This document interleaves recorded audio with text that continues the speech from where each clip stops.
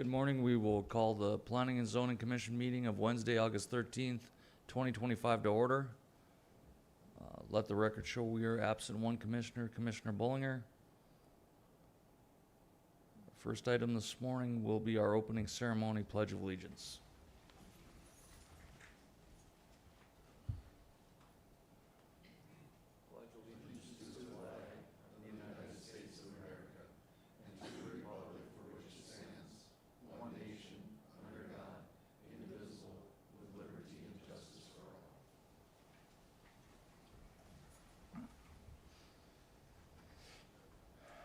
We will move into our order of business. Mr. Solacek, is there any changes to our order of business this morning?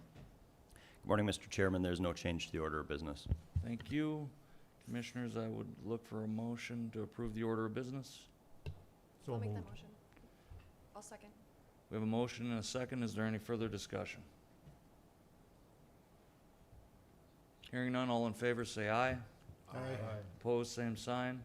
That motion carries. We will move into the July 9th, 2025 minutes. Is there any changes or corrections to those minutes? If not, I'd look for a motion to approve. I'll motion to approve as presented. We have a motion and a second. Mr. Johansson with the motion, Mr. Schwab, I think I got with the second. Any further discussion? Hearing none, all in favor, say aye. Aye. Opposed, same sign. That motion carries. We'll move into our regular agenda item this morning. This is a final minor plat, FLP-007-2025. This is to consider a minor subdivision plat for the Silvergate addition subdivision, being a replat of the portion of Block C of the Marismith and Simpson Second Addition subdivision located in the southeast quarter of Section 3, Township 139 North, Range 96 West, in the city of Dickinson. The site consists of approximately 0.556 acres. Ms. Burchek, good morning. Good morning, Commissioners. Natalie Burchak, City Planner. So the applicant is requesting approval of a final minor subdivision for the Silvergate Addition subdivision plat. This proposed subdivision is a replat of the south 185 feet, north 270 feet, east 125 feet of Block C of the Messersmith and Simpson Second Addition subdivision. And it's located within the southeast quarter of Section 3, Township 139 North, Range 96 West, within the city of Dickinson. This property is approximately 0.556 acres, and according to the applicant, the purpose of the subdivision is to divide the property to facilitate selling the two fourplex buildings separately, as well as to establish a sanitary sewer easement for the lot to the north of the property. As of now, staff has not received any public comments on this plat. The only concern was the size of the lots. They were under the required 16,000 square feet that is required for any fourplexes in the R3 zoning district. However, the owner went to the Board of Adjustments that took place on August 11th, that was this Monday, and got approved for a variance for the sizes that are indicated on that lot. So without public comments, staff recommends approval of this plat subject to the conditions listed in the staff report and subject to obtaining that lot minimum square footage variance from the Board of Adjustments, which, as I mentioned, was obtained. And then I'm here, and the applicant is here to answer any questions that you guys might have. Excuse me. Thank you, Ms. Burchek. Any questions for staff regarding this application? And I saw in the notes, we've worked out the easements, and I know there were some utility concerns with the splits here at one time. Yeah, so the sanitary sewer is shared by all three of those buildings. You see 379, 359, and 343 all have the same sanitary sewer. One of the requirements in the staff report is that if that sanitary sewer system is damaged and needs repair, they will instead actually separately connect those facilities instead of using the shared site. And then that sanitary sewer easement on the north edge provides an access easement for 379 in case that gets damaged and can be easily repaired so that they can access that existing sanitary sewer. Okay, thank you.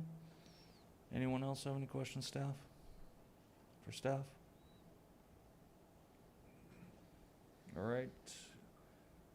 Does the applicant have any comments they'd like to make regarding this application? No. All right, then at this time, we will open the public hearing regarding this final minor plat application. Anybody in the public or online at 701-456-7006 have any comments or concerns regarding this minor plat application, FLP-007-2025? Please come to the podium.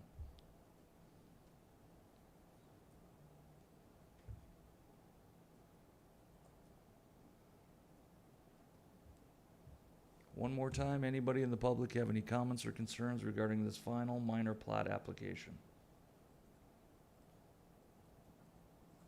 Hearing and seeing none, we will close the public hearing. Commissioners, what are your wishes? I'll make a motion, subject to the conditions that were presented. I move the City of Dickinson Planning and Zoning Commission recommend approval of FLP-007-2025, Silvergate Edition Final Minor Plat as meeting all the requirements of the Dickinson Municipal Code and also being in the interest of the public health, safety, and welfare. We have a motion. Do we have a second? Second. Any further discussion? All right, hearing none. All in favor, say aye. Aye. Opposed, same sign. That motion carries. Thank you. We move into the next item this morning. This is a preliminary major plat, PLP-003-2025.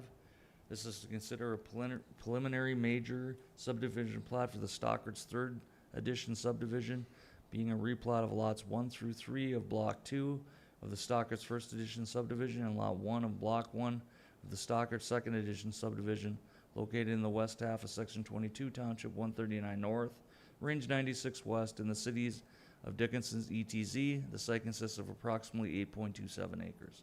Ms. Burchak. Thank you, Commissioners. Natalie Burchak, City Planner. So the applicant is requesting approval of a preliminary major plat for the Stockard Third Edition major subdivision. This proposed subdivision is a replat of lots 1 through 3 of Block 2 of Stockard's First Subdivision, as well as all of Stockard's Second Subdivision, located in the west half of Section 22, Township 139 North, Range 96 West, within the City of Dickinson's extraterritorial zone. So the proposed subdivision is roughly 8.27 acres, and according to the applicant, the purpose of this subdivision is to combine the existing commercial lot in order to construct an additional commercial building on the east half of the lot.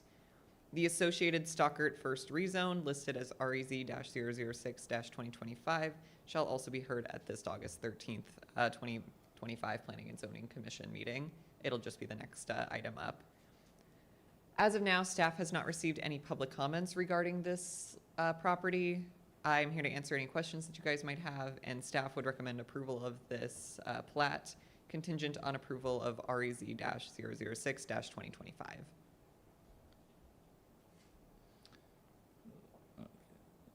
So the current lot the building sits on now, that is already zoned commercial? Yes, so the existing building is currently on that commercial lot, but you'll see that lot on the east is currently zoned R1. The proposed rezone just rezones the whole thing to BGC. Okay. All right, thank you. Any questions for staff, commissioners, regarding this preliminary major plat? All right. Does the representative for the owner have any comments or they would like to make at this time? Again, one more time. Mr. so no Chairman, qu- this is Andrew. Yes, Andrew. Andrew Schrank. Sorry I couldn't attend today. I'm attending remotely, but just wanted to comment that there are a couple vacations along with this plat as well. We are vacating the right-of-way that was part of Stockard's second subdivision along the southwest corner of this property. And then there are some easements around the perimeter of Stockard's second subdivision that we're also vacating. We have reached out to all utility companies and gotten sign off on all of those vacations as well. I just want to make that comment as well as part of the plat. All right, thank you, Mr. Schrank. Any questions for the applicant's representative, commissioners? All right, hearing none, we will open the public hearing regarding this preliminary major plat. If anybody in the public has any comments or concerns regarding this Stockard's Third Edition preliminary major plat application, you can come forward, or you can call into 701-456-7006.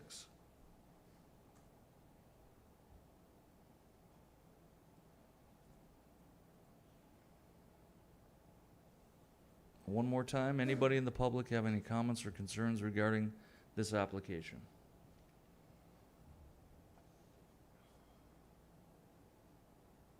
Hearing and seeing none, we will close the public hearing. Commissioners,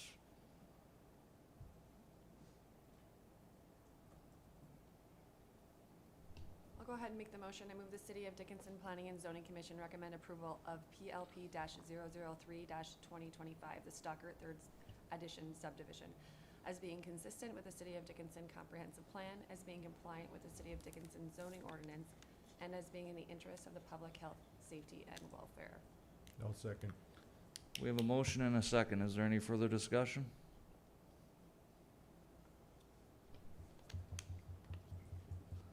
Hearing none, all in favor say aye.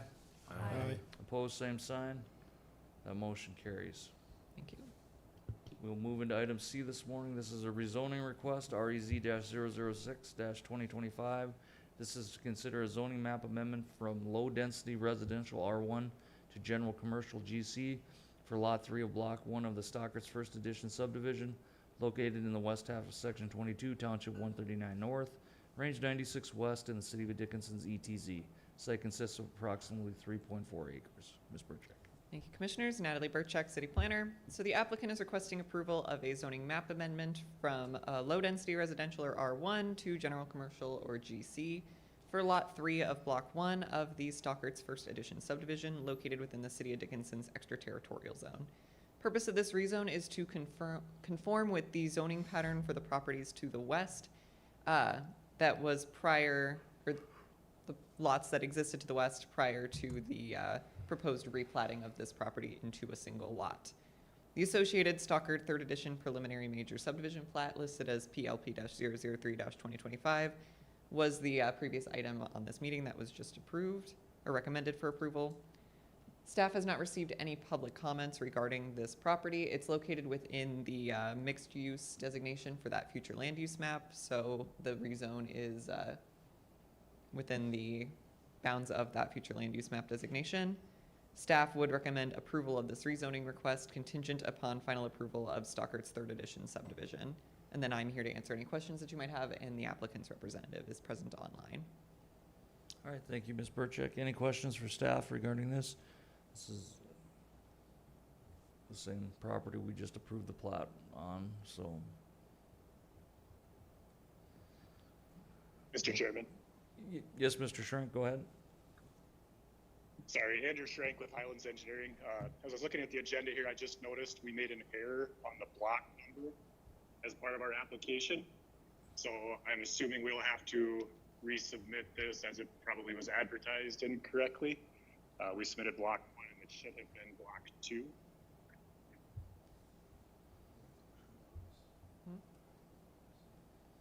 Let me check the notice if you give me just a second. Sure. And if that's the case, we can certainly resubmit this with our final plat, if that's what's. Yeah, it looks like it was noticed as block 1.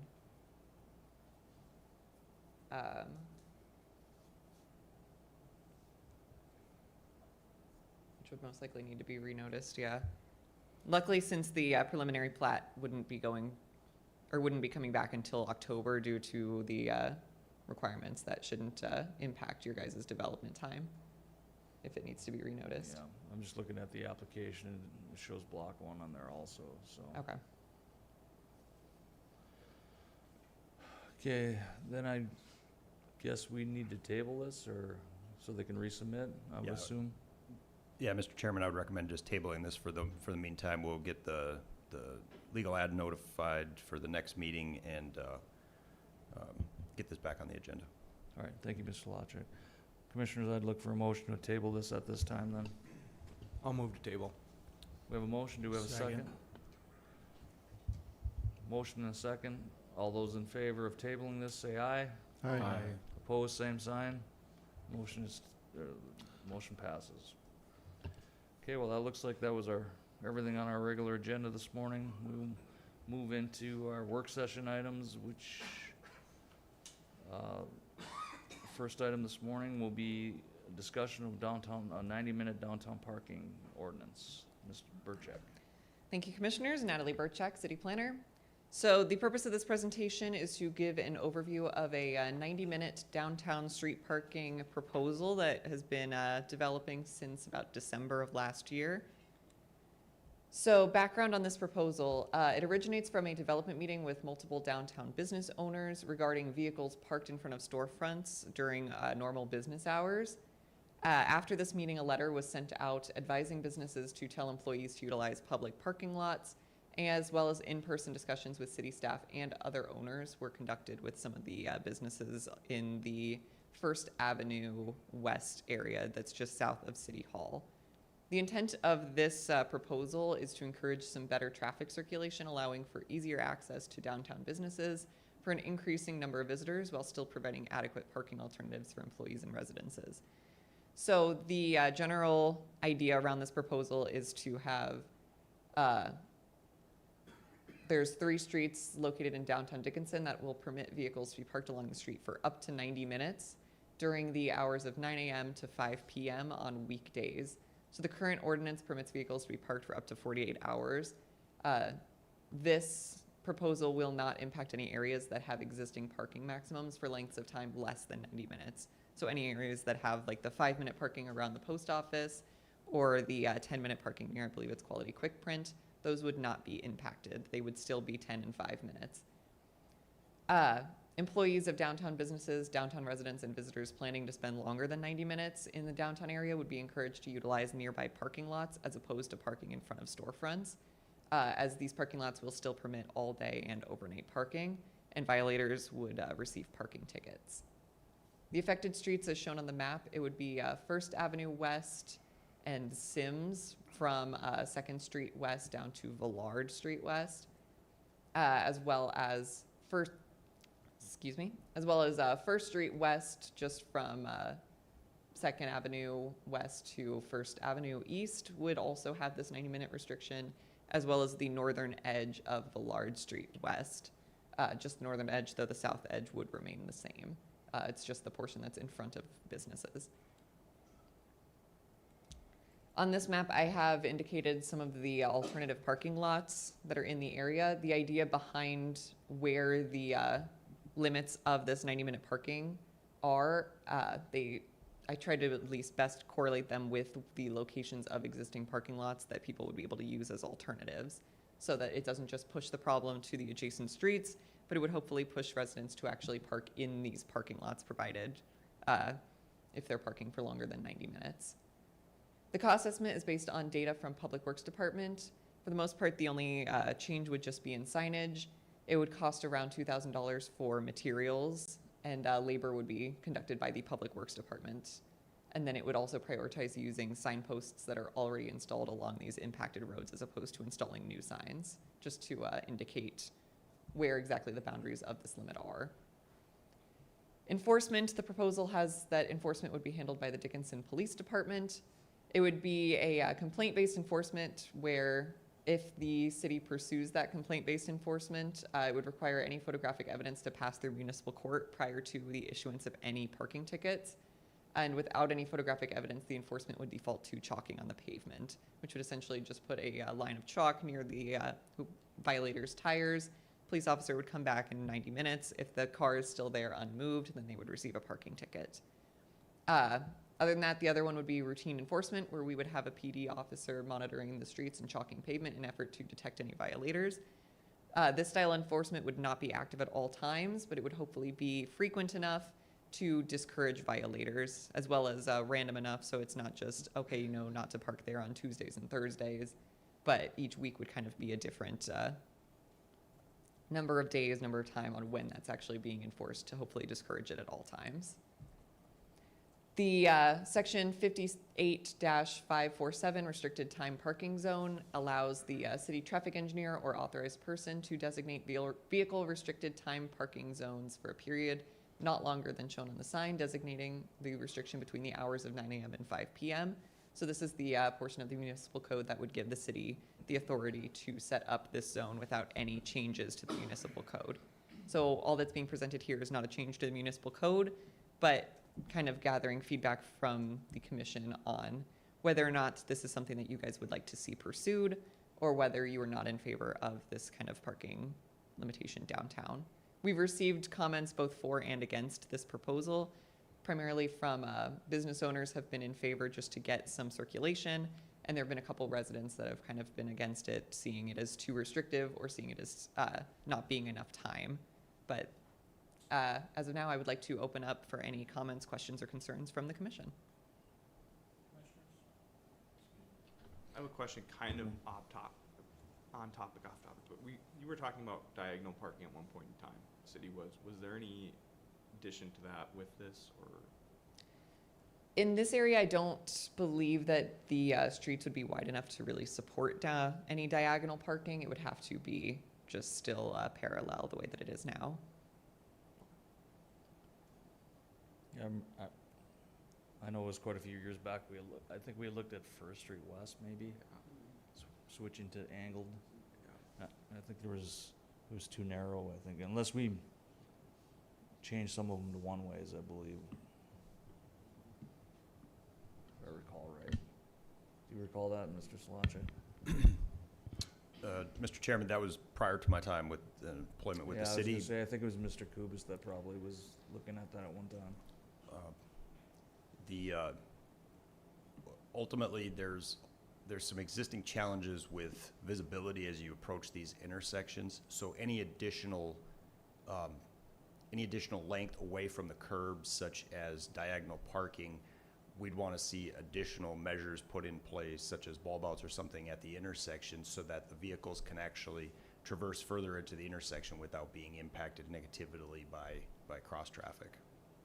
This would also move then the pedestrian crossing areas. But without doing that, I'm aware of the fact that there's already visibility issues at the intersections. I would not be in favor at all of any additional diagonal parking of any kind. Thank you, Mr. Salacha. Anyone else have any comments for staff? Has there been any input from the police department in regards to the manpower this will take to?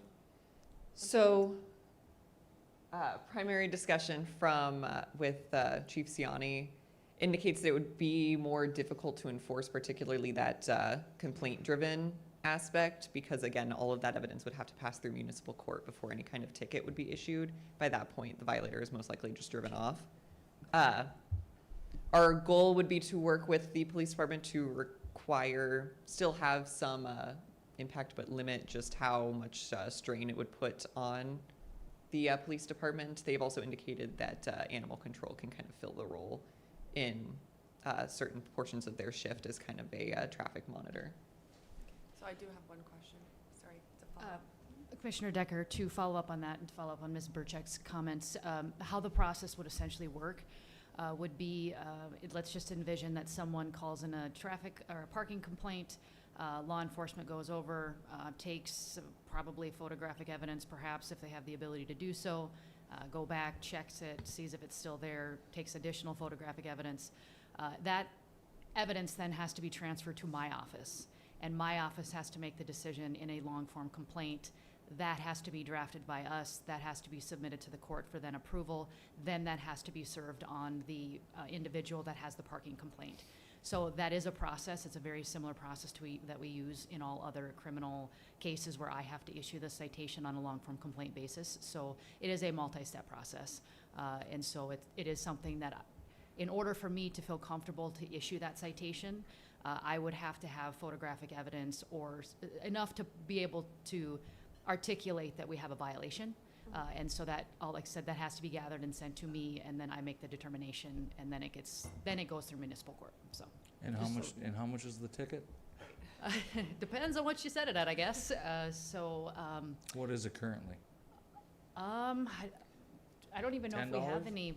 Probably, I think it depends on the parking violation. Obviously, if you park in a handicap, that's a different violation. But I would say that's a good range. So So ultimately, if I would park for an extended amount of time, and I drive away and there's nothing on my windshield, I won't know until I get served. Correct. Thank you. And I should add, at least to my knowledge, that would be for complaint driven. If it's just the police officers chalking tires, they should be able to issue it at the time, if I'm not mistaken. So that would just, I thought chalking was illegal.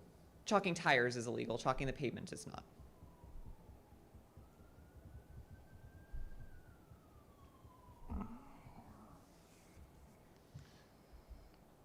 How well utilized are the parking lots that are designated on that last picture? I would say it does vary somewhat based on the specific parking lot. So like the one near City Hall is pretty well utilized. The one behind the post office usually has quite a bit of space available. It also just depends on time of day. It really, there should be enough space though to adequately house any downtown residents, factoring in any of the spaces or alleyways that they're able to currently utilize to use as off-street parking. Okay. But if you limit the time that a vehicle is parked in front, like in front of the storefronts on those 3 streets, would that require increasing like handicap parking space availability? You know, because of distance traveled to stores and businesses or City Hall? To my knowledge, no, it would not require any kind of increase in handicap parking. I don't think that that would have any impact, at least based on our municipal code. Okay. I just, with the distance, you know, Mm-hmm. in a wheelchair, with a walker. There are some downtown, yeah. Yeah, it's not completely void of handicap spots as is. Mhm. Thank you.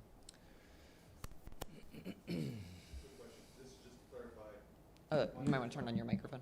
Thank you. To clarify, Monday through Friday, 9 to 5? Yes. Outside of those hours, it would still be the normal 48-hour parking. Thank you.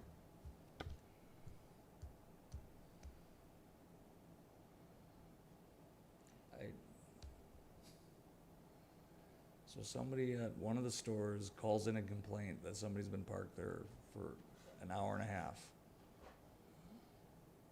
We have to dispatch a police officer down there to drive around, and by the time he gets there, the car's gone, so we wasted time doing that. Or let's say the car is there, he has to chalk it, because he doesn't know when the car got there. Mm-hmm. Then he has got to come back in an hour and a half. And if it's still there, possibly write them a $10 ticket. Well, not even, send a long form complaint to the district attorney's office for her to send something out to them for a $10 or a $15 ticket. That's what we're proposing here? If the pavement gets chalked, I believe under any circumstances, it should be able to be ticketed there and there. I don't know. To play devil's advocate, I mean, the post office has the 5-minute parking too, and I think it's just kind of you need to, Yeah, the it's goal the same isn't. deal. People don't park there for more than 5-10 minutes. The goal here isn't necessarily to make the city money off of parking tickets. The goal is just to deter people from parking in front of storefronts at all times. Well, I guess I'm not opposed to putting the signs up. I'm just saying that enforcement's gonna be ridiculous on this. Maybe the chief would have some comments about this. Good morning, Joe Ciani, Chief of Police. Yes, I am not in favor of this 90-minute parking downtown. It would be a burden for law enforcement. There is a chalking requirement for us to witness a violation of this nature, so the same officer would chalk the tire and have to come back in that hour-and-a-half time frame, observe that the vehicle was still there and hadn't moved, then we can issue that parking ticket without a problem. The other option is for the complainant to take that photographic evidence that's time-stamped and then have a second photograph that's showing it's still there within the time frame. And that would be a complete burden, I believe, on the city prosecutor to send that photographic evidence. It still has to run through the police department, which we would forward to the prosecutor's office to evaluate for a long-form parking ticket complaint, which would have to be served on that individual. The registered owner, there's also a possibility that that vehicle is not owned by the current registered owner that we're issuing the parking ticket to, which is happens in a lot of cases for parking in general. I said animal control would try to take on that, but the likelihood of us getting some type of routine enforcement of the downtown parking for the 90-minute would be, it wouldn't happen is what I'm saying. We have a lot of other activities that we go. We went through this in the past with employee-employer parking in the downtown area. It was on the books, it was an ordinance. If you were an employee of the downtown businesses, you weren't allowed to park on the streets in the downtown designated areas. That code was repealed some time ago, so this has been an ongoing issue for years. We can mark the pavement, not the tires. The metering system is what is illegal in North Dakota right now too, so that is also not an option. But this would create somewhat of a burden for law enforcement, and our consistency would be at question, bringing us under a little bit of scrutiny on it as well. So with that, I'll take any questions. Any questions for Chief Ciani?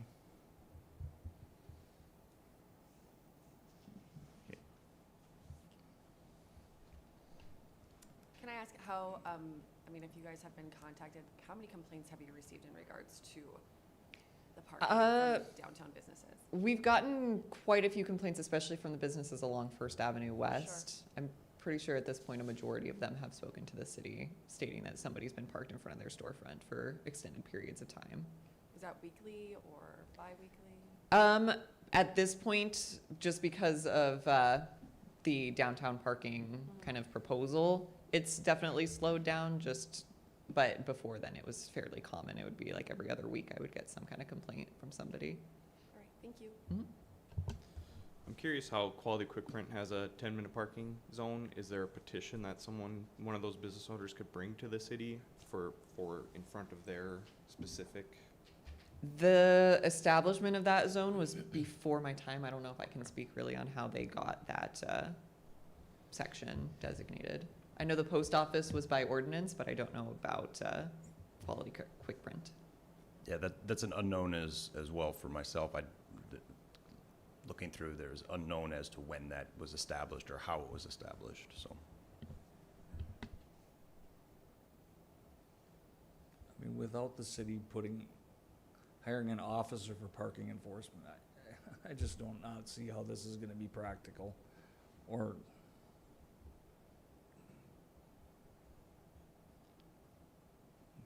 Ms. Wanko, you're the one that's gonna have to handle all these long hear form ya, parking tickets. Chairman. Whether it's a criminal violation or a citation, or whether it's a traffic one, I have to feel comfortable that we have the appropriate evidence to move forward to cite someone. And that's going to either come from the property owner that's issuing the complaint, or it's gonna come from law enforcement. And I think it's gonna depend on how much we feel comfortable dedicating our law enforcement time and manpower to something like this. I've always said this, and I truly believe it. It's not a good thing to put something on our books that if we do something like this and we can't enforce it in the way that those business owners expect us to, then it's going to come back on us, and then it's going to be another issue of concern. And so, will we do it if that's the will of the commission? Absolutely. I think it would be some bumps in the road. Other things that we may run into is that I could envision, for example, you have an individual, let's say a teenager who is driving a vehicle and parks, and then we have to send a ticket to their parents because they're the registered owner. Or you have someone else driving a vehicle that is not the registered owner, that we are then ticketing the registered owner. And then I've got people coming in and say, well, I wasn't driving that vehicle. How do I know? And so that can create concerns from an enforcement perspective as well. I think it would be a rocky process until it got ironed out. But like I said, we'll do the job if that's what you and the city commission ultimately decide to do. I do think it's going to be a little bit bumpy. And I would stand for any additional questions.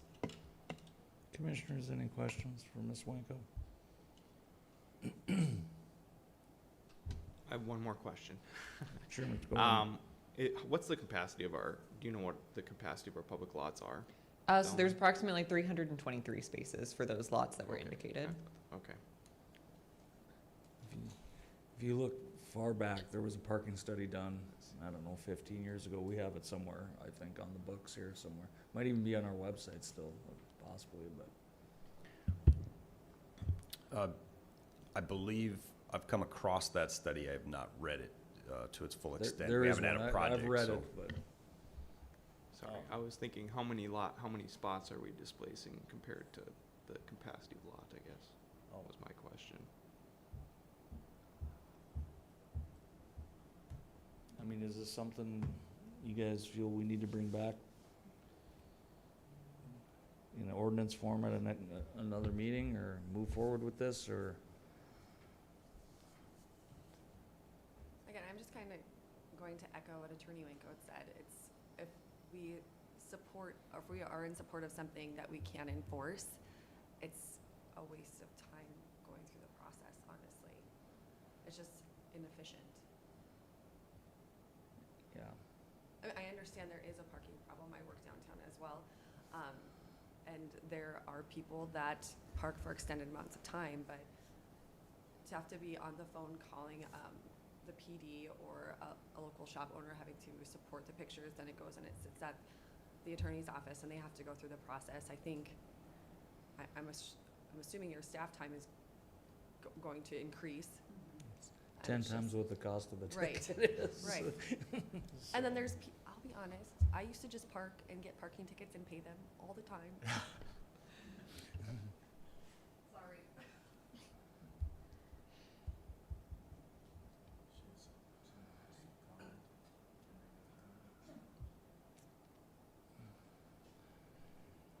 We normally don't allow public comments at this section, but I will allow it.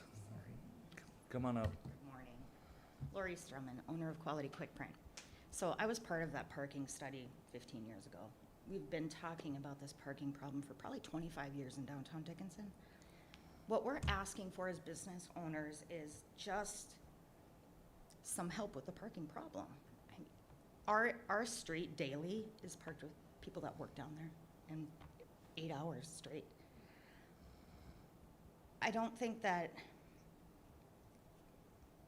we want to put a burden on anybody or cause any more, any additional problems by any means, but would there be a way that we could just put signs up and not monitor it? Because that will deter these people from parking there. You don't have to give them a ticket, but you put a sign up, my 10-minute parking in front of my office, it works perfect. They're in, out, in, out. And we never have a problem. So maybe just the signs up and no chalking, no tickets. I mean, nobody's gonna, a $10 ticket isn't gonna deter them anyway, but that sign will for a lot of people, I think. Thank you for your time. Thank you, Lori. Yeah. So what would be the next step if we decide to sign it? I mean, Since it's already in the ordinance that gives the traffic engineer or any associated person the authority to establish this area, it's really just whether or not the Planning and Zoning Commission would support or oppose this establishing. I think if we do decide to sign it, and I'm not saying that I agree with it yet, but a letter would need to go out probably to every downtown business saying we are gonna sign it, 90-minute parking, but there's no expectation of enforcement from the police department. If the police department observe a car parking there for more than 90 minutes, then they might get a ticket. But if you're gonna constantly call in complaints of 90-minute people parked over 90 minutes, I mean, they have to observe it, they have to come back and observe it again. I mean, we're not gonna, I just don't think we're gonna take long-form parking ticket complaints. In my opinion, that's gonna be absolutely a ridiculous waste of city staff's time and the attorney's office time. Chairman Frederick, the only follow-up I would have to that is, one, if we sign it, yes, there might be an understanding of the existing business owners, but who's to say that understanding is going to follow to the next set of business owners?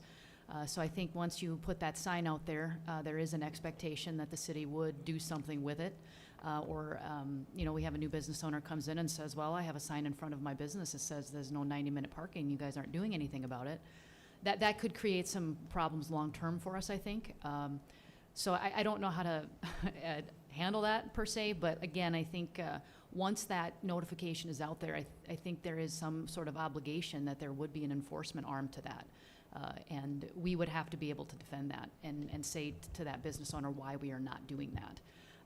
So that would just make my 2 cents on that from a practical perspective as well. I'm not saying it shouldn't be done, I'm just saying that if it is, I envision that we will have some business owners come to us and say, we expect this to be enforced. Thank you.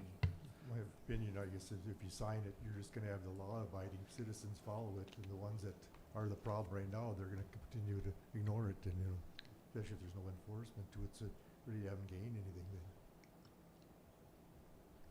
then. Being the individual as designated in the municipal code as the traffic engineer, as the city engineer, Do you want some chalk and a ticket book, or? I'll hold on that. The majority of signage that's existing, or those individual signs that we recommend, and we take the signage requests as they come in, say for stop signs or other signs, we bring that to the development team, the PD gets a look at it, fire department, public works, et cetera. Everybody's looking at this from a holistic perspective, from a public safety standpoint. So the majority of the signage that exists, and then the assurance of enforcement is public safety related signage, speed limit signs, stop signs, pedestrian crossing signs, those types of things. I guess I wouldn't necessarily say, if we don't have an enforcement attribute behind this, although this is not a safety related attribute, I don't think that I can honestly recommend that we then invest time and money and resources related to public works staff time to go put up signs that we don't intend to enforce. I can't support that, I guess. So if there's no real enforcement, and that's Chief Siani and I have had a series of conversations on this, and that's the challenge that I ultimately have as being the authorized individual according to the municipal code. Putting signs up that can't be enforceable, that's not something that I can support, so.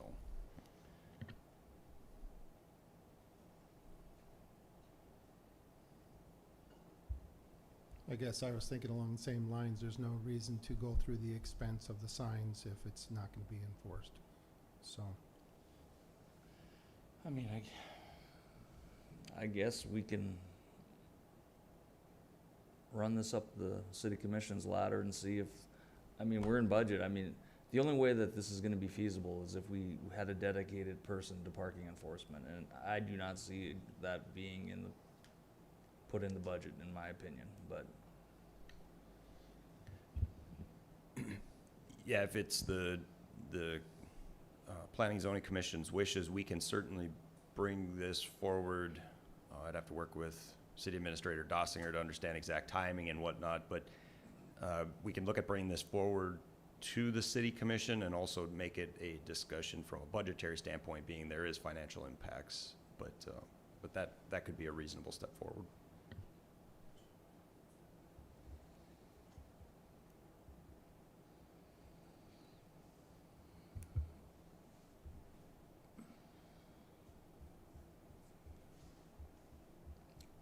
I don't know.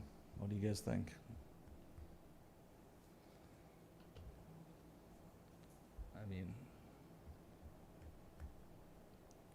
Putting signs up that are gonna be hard to enforce or rely on the public to file complaints and long forms through the PD, just seems like for a $10 or $15 ticket seems absolutely ridiculous to me, but if you guys think different, then that's up to you.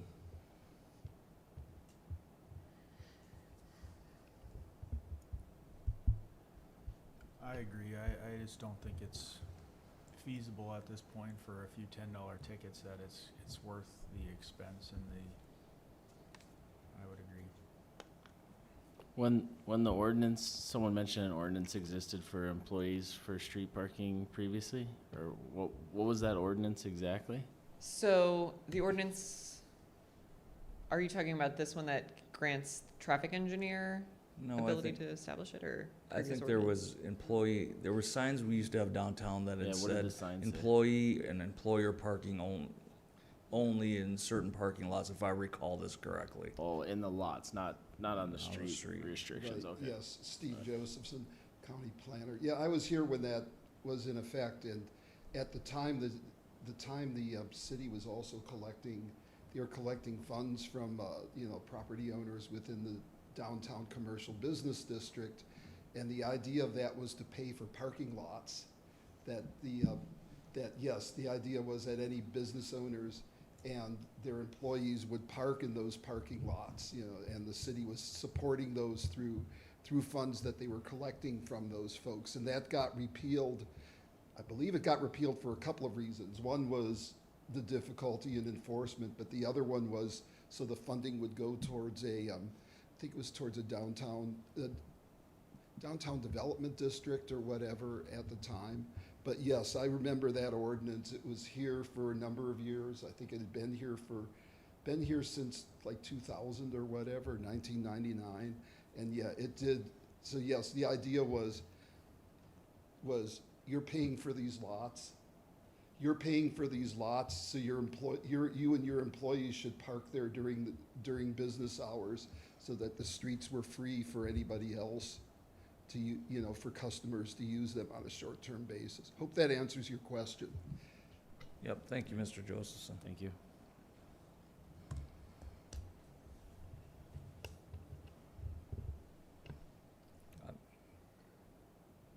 I mean, are we supposed to vote on this, or? I'm not really sure. It's a work session item, so I think it would be, the direction would be, do you want the city to move forward in developing this, or do you not?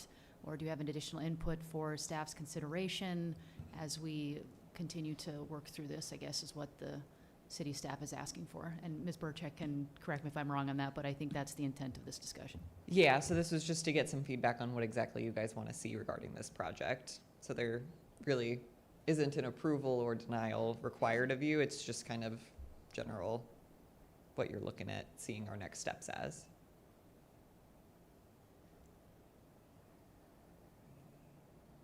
Is there consensus to leave it the way it is, or have them bring something back for another meeting?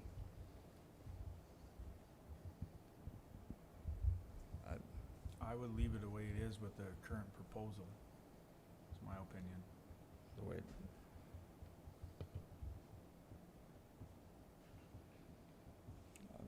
I'm in agreeance that I don't think any changes to signage and enforcement can be made that makes any sense, so I guess I'm not in favor of doing anything different than we are now. I would Okay. have to agree to that, yeah.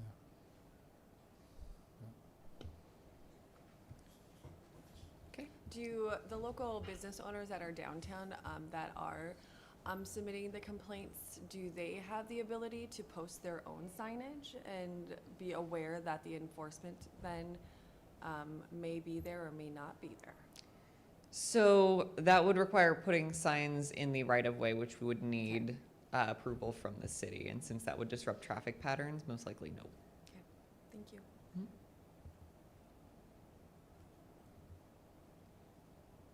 I mean, let me ask, do we feel that putting these parking signs up would deter anyone? Even if enforcement would be, I think they would only deter if enforcement is occurring. Whether or not it's all the time or kind of scattershot enforcement, there has to at least be some level of enforcement for them to really deter anybody. And ultimately, it's like Commissioner Franchuk said, the law-abiding citizens will acknowledge the signs, those that don't care will not. true. I mean, I come down here probably 3 to 4 times a week, and sometimes I get and park right in front of the building, and sometimes I have to park 2 blocks away. I mean, so I mean, it's one of those deals, downtown parking can be difficult at certain times of the day. I do feel the frustration of the business owners, that if we have employees of businesses downtown parking in front of their business all day long and not moving, stopping their customers to park there, I just don't know, without having a full team of parking enforcement officer, that we're gonna see any real viable change to what's happening. If we're relying on an officer to be called and then respond, and I mean, then the time delay, you'll have to come mark the curb and then drive back an hour and a half later and see if it's still there. And if it is or not, then issue a ticket. I just do not see how that's a viable option without having a dedicated parking enforcement person, so. Yeah, Mr. Chairman, I would tend to agree with that, and that's, I think, not trying to speak for Chief Siani, but I believe that's his ultimate feedback as well, that it's, without strong enforcement, there is no, strong and consistent enforcement, there's really no benefit to just placing signage. And So in my opinion, I think it would be a waste of time and effort to continue going down this path to bring something back as an alternative if we know it will not be enforced. And that's my position, I guess, on the matter. okay, thank you. I do have one question. Is it even possible to send out a letter to the employers requesting that they try to keep their employees off the main streets? We have done that We've done already that. throughout. It was, I think, sent out in probably January and then another one in March. Okay. And I mean, ultimately, I think just the reminder attribute is reasonable. So I think maybe sending out another round of letters and just further explaining that the issue is persisting. Please be courteous. I think that could be an option, just to try to continue to impress upon the fact that we are receiving complaints and that we are looking for people to be courteous, especially those employees that are parked there for extended durations. Speaking as an employee of a downtown business, my employer goes routinely and sends out mass notifications to the employees, outlining again where we park and reminding us of the courtesies of the downtown area. So I encourage businesses downtown that have staff have those communications with their staff.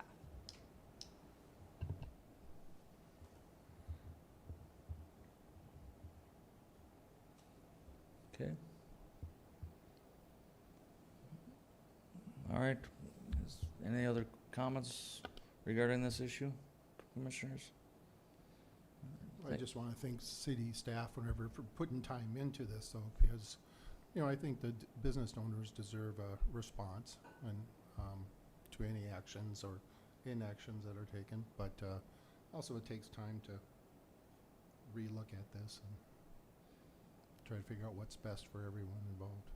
And as for, the business owners downtown, I mean, if they want to form a committee and bring a group to the city commission and have further discussions, or reach out to Mr. Dossinger. I mean, we used to have a downtown association. I don't know if that's active anymore. I mean, I believe that was dissolved in 2022, to my knowledge. I mean, we know it's employees of these employers downtown that are the main majority of the issue. I think if they're all just would work together and talk to their employees, and this probably could resolve itself. So.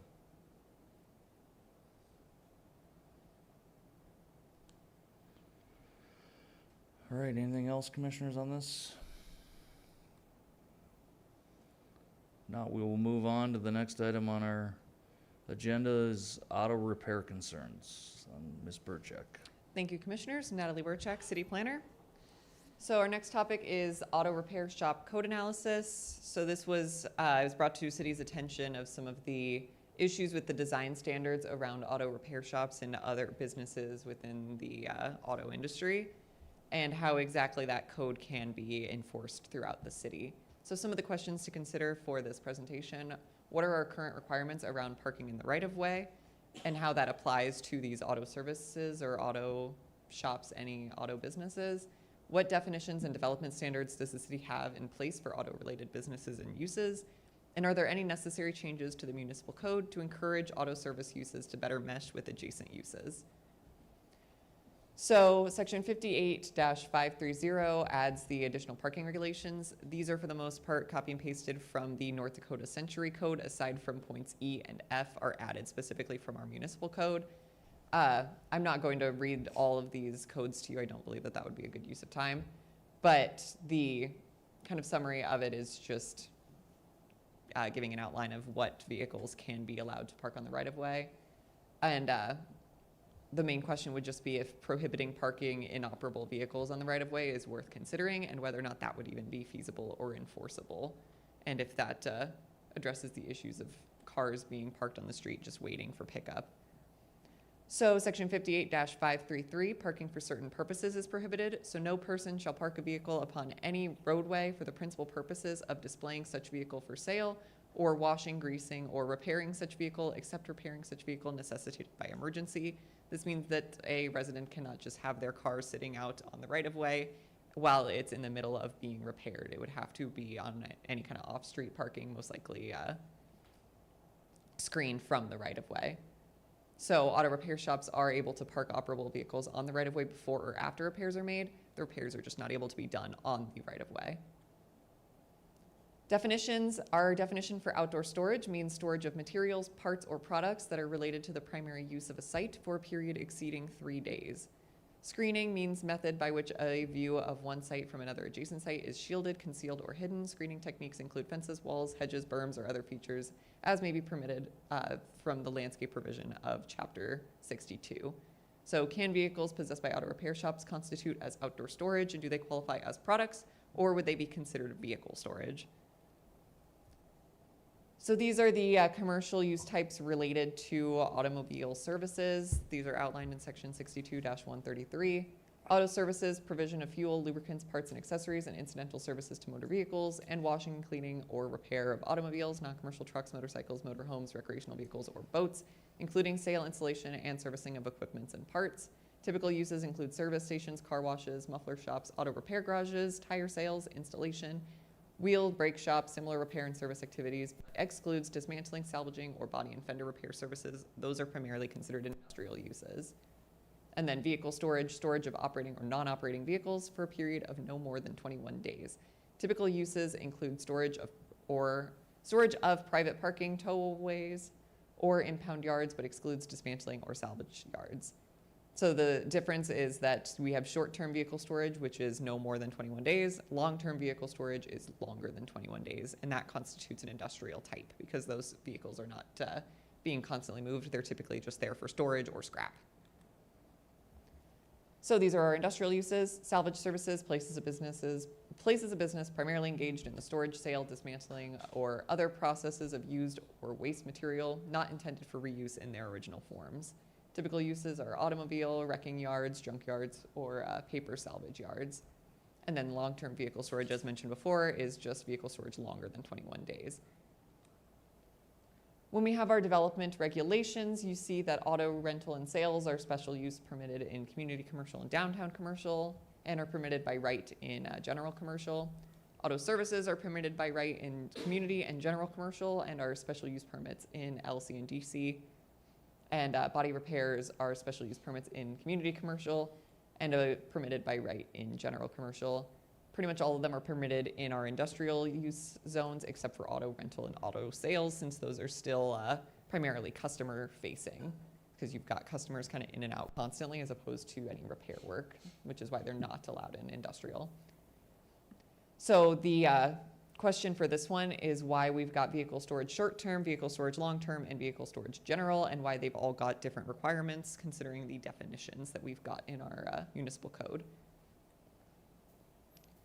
And then lastly, 62-469 are commercial uses. These are some of the specific requirements for these businesses. So auto repair, equipment repair, and body repair, where permitted in commercial districts. All repair activities must take place within a completely enclosed building. Outdoor storage is permitted only where incidental to auto repair and body repair, provided that such storage is completely screened so as not to be visible from residential areas or public rights-of-way. Screening is subject to the provisions in Article 8 of this chapter. And then any spray painting must take place within structures designated for that purpose and approved by the zoning administrator.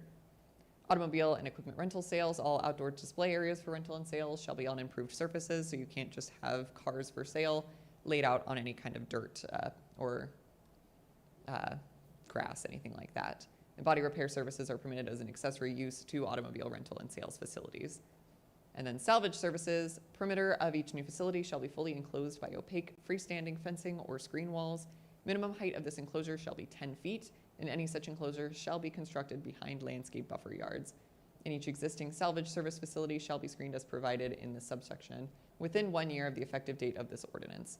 Salvage of, or storage of materials within any salvage service facility may not be higher than the height of the surrounding fence or wall. So it does have to be completely screened if it's a salvage storage yard. So these are the businesses within the town or within the city that are currently designated as auto services. A majority of them end up being non-compliant due to that distinction between whether vehicle storage constitutes, or whether the storage of vehicles being operated on at these auto services constitute as outdoor storage or constitute as vehicle storage, because those have different screening requirements. This table is kind of hard to see in this presentation, but it should have been included in your packet. Some of our findings are that vehicle storage lacks a unifying definition, and it's unclear which zoning districts would permit such a use due to the development table that I had shown earlier. And then cars under the control of an auto service or auto sales shop should not be visible from either residential areas or public rights-of-way by our municipal code. This would presumably include parking vehicles on the right-of-way, and enforcement of this requirement would be infeasible. So some of these suggestions that the city is proposing is to remove the general vehicle storage from our development regulations to prevent possible permitting of long-term vehicle storage in the general commercial zoning district. And then to clarify, vehicles in commercial properties are not constituted as outdoor storage, even in the sense of an outdoor service or of an auto services. That the screening requirements must still be abided by the requirements listed in Article 8, but just for outdoor storage, not for the vehicles involved. Buffer yards and screening between auto repair and adjacent residential uses is currently required within Article 8. So this is just a visualization of eliminating that vehicle storage. And then our proposal would be to change that outdoor storage definition to say operable and unoperable vehicles related to auto services and auto repair shop uses are not considered as outdoor storage. They would be considered as vehicle storage. The other alternative is to say in the requirements for our auto repair, equipment repair, body repair, operable and non-operable vehicles are not classified as outdoor storage and would face the same screening requirements as vehicle storage short-term use. Either of these do kind of the same thing where they just take vehicles out of the outdoor storage. It's just whether or not we want to have that as the baseline for all uses, that vehicles never constitute as outdoor storage, or if it's just going to be auto repair shop exclusive. And with that, I am free to take any questions that you guys might have.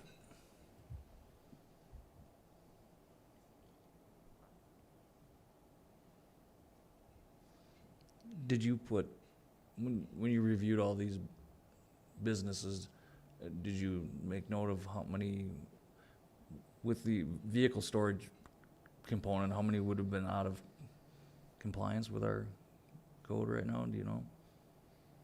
I did not get the chance to factor it in with these new definitions, no. But at least looking at them from just a surface level, it does address a majority of the complaints that we've gotten. Okay. I see Mr. Schwint back there. I know they handle this part. Does he have any comments regarding this? How they enforce it, what they look for? Good morning, Board. Leonard Schwint, billing official for the City of Dickinson, Stark County. Based on how we enforce it is the new definition accompanies what we do currently. So as far as if we change the definition so it's clear, this is how we enforce it. I mean, the vehicle storage, is that considered something that we would now be screening for? Right now, it's incidental to, this repair, so in auto repair, or trade service, the incidental to a trade service is the equipment that would be screened, not the vehicles on a trade service. Lumber would be screened, mechanical equipment would be screened. If it's an auto service, the body parts would be screened or within a building. Tire repair, obviously we can't, a lot of that is outdoor storage, but in circumstances, if it's a transmission, those would be screened from the public, not the vehicles themselves. Okay, thank you. Any questions for Mr. Schwint? All right. Thank you. Yeah, so the summary of it is that this definition is essentially just clarifying what the city already does, but making it so that it is unarguable that this is what the city does and this is what the city permits, so that there's no confusion. Okay. Commissioners, any questions for staff regarding these proposed changes?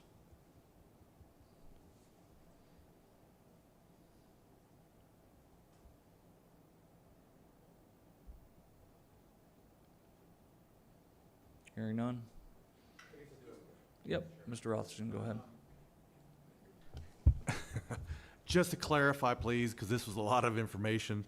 First question is it possible to get that, all your slide deck, added into our read ahead?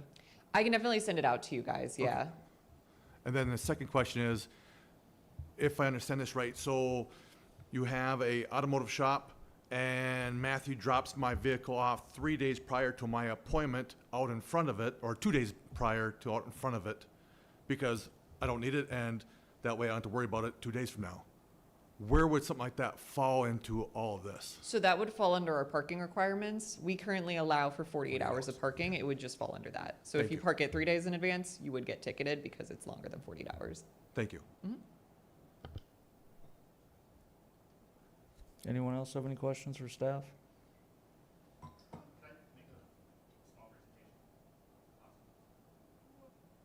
Presentation or just a comment?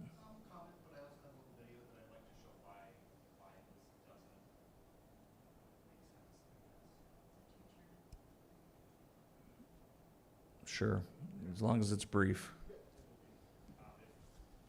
Play a video, I have a jump drive, I've got my computer. That's gonna be a question for whoever's back in the control room, whether they can do that And or this not. is very much related to why this is happening. It's up to you, Chairman, do you want us to attend or just present what he has? I don't know if, who's back in the control room? Was it Des or? I think it might be Des. Do you have a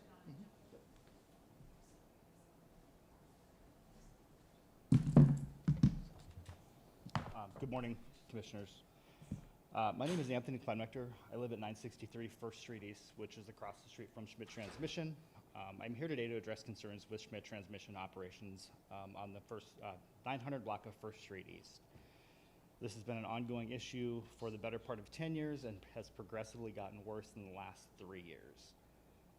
My original complaint to the City of Dickinson began on May 23rd of 2023. I made a call to the City of Dickinson after trying to leave my driveway and it was blocked. At that point, nothing was done.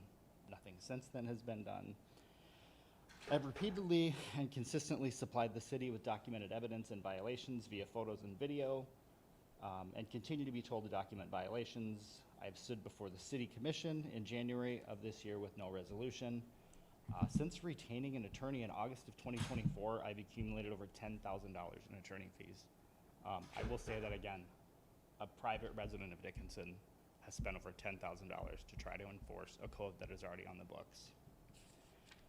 There's several code violations happening that are currently in the Dickinson Municipal Code, the main one being section 39.06.005, which pertains to automotive repair shops and outdoor storage. My situation is unique in this case, as outdoor storage cannot be visible from residential areas. By addressing that issue alone, you would take care of the other violations. In April of this year, the owner of Schmidt Transmission was sent a letter to install screening. Has not been done to this day. No citations have been issued after several complaints. Oil litters the street. then it's washed down with the stormwater when it rains. Their employees store multiple vehicles. Deliveries make it even worse. If they show that video, you'll see what I mean. I no longer enjoy my home or my yard. I'm actually considering selling my home right now because this has not been dealt with in over 2.5 years. Several complaints to the mayor, city administrator, literally anybody I can talk to take care of this. 3 weeks ago, I was at my office, which is across the street from my house.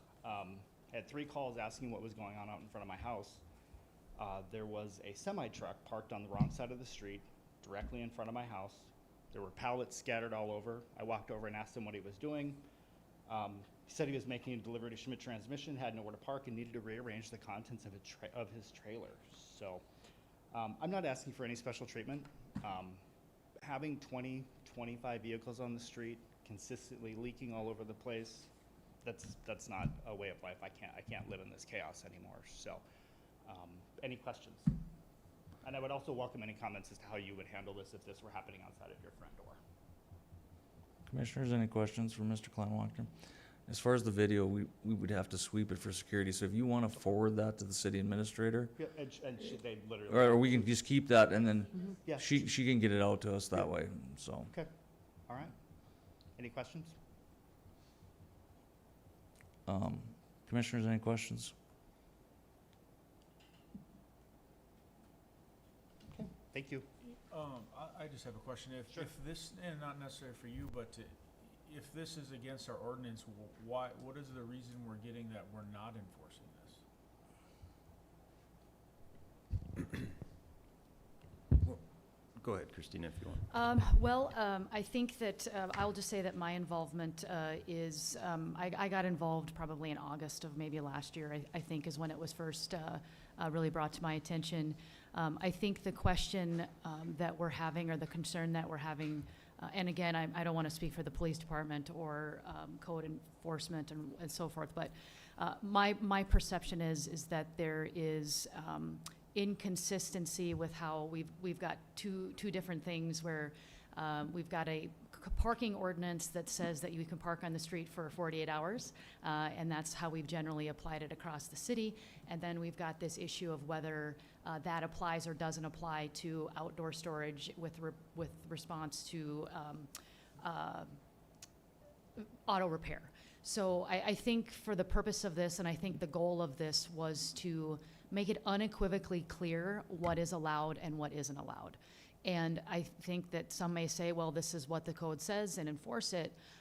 When it comes to the code, when it comes to charging someone criminally, I don't want to have to interpret the code. I want the code to tell us exactly what is allowed and what isn't allowed. Because if I'm interpreting it, a judge is going to interpret it, and maybe a jury if we get to that point. So I think the goal here is to clear this up and make this consistent and make it clear so that business owners as well as customers are aware of what the rules and obligations are. Furthermore, I think the concern that I have looking at this from a perspective is enforcement as to all. And so if we are going to take the position that it is improper to screen from a public right-of-way, and we've got multiple businesses that are now out of compliance, it is not a situation where we enforce it against one business owner.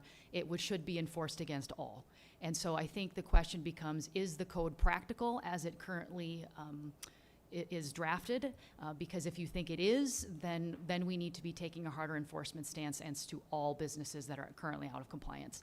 If that's not a practical situation that we currently find ourselves in, then we need to look and say, what changes can we make or should we make? And so that's, I think, the point of this is to get some direction from this board to determine, what things we need to bring back around and look at some practicality here and say, what can we change? And I do want to applaud Ms. Burchek on this one because she's spent a lot of time looking at this and really diving through the code and looking at some stuff that's not particularly exciting. And so she's done a great job, so I commend her for that. And so I think that we are just looking for some guidance moving forward because, again, I want this to be clear and I want this to be something that we can enforce without hesitation or ambiguity. Yeah, I think we heard prior to this that Mr. Schwint had, you know, their enforcement. I mean, if they've got body parts or engine parts or whatever, I mean, that's what we're enforcing as of right now to be screened, not actual vehicles that are there for repair. And I'm not sure that our code is a little vague on where that falls into. Yeah, that's the main issue, is that it can be interpreted as have to screen vehicles. With this update, it would not be interpretable at all. Yes.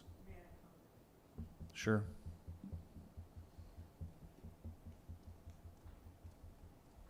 Attorney Sandra Kuntz for the record. I do represent Anthony Kleinwalker on the 900 block issues. I understand the concern, and we were invited as to be a part of this working session to come up with some resolution. But unfortunately, our comments are being accepted in these little blips of make it short. That's a little frustrating. We haven't been invited to visit with city staff to explain the concerns that this is creating for the city. I think Mr. Kleinwachter laid that out in terms of practically what do you see when you come out your front door when you're the resident across the street. But from the city standpoint as well, you're participating in a nuisance. Your own ordinance says if you have vehicles that are being stored incident to an auto repair business, it is outdoor storage and must be screened. That's your current ordinance. And we've heard repeatedly in response to bringing this to the city's attention, at least in 900 block, that this is complaint driven. And we heard in your proposal for the parking downtown, that's going to be complaint driven. Well, Mr. Kleinwalker has been bringing those complaints to the city's attention. And I believe that's been since 2019. And over that window of time, the response he's gotten is that he's annoying. That it is putting a burden on law enforcement to come out there every time somebody is parking in. The city's already put yellow parking strips, no parking zones in front of his driveway. You can't park in front of a driveway, right next to his driveway, and yet it's just unaddressed. Trucks show up and park there. Vehicles are unloaded for purposes of the business in the no parking zones. If that was seen by law enforcement, why isn't that being prosecuted? If there are photos and videos with metadata that establishes date and time and all the specifics you need to prosecute, why aren't those things being prosecuted? I understand your need to add some clarity if you're going to go there, but I'm a little confused on why you're taking the position that the clarity ought to be, we're just going to allow that to continue to the disregard of the rest of your citizens. That code was established to say if you're going to have a business that participates in these things that are going to leave hydraulic fluid on the streets, that are going to leave oil on the streets, they're going to take up all sides of the street for purposes of parking to the exclusion of the residents and everybody else in that location, then aren't you already interpreting your code by failing to enforce it in favor unilaterally of the business to continue a nuisance?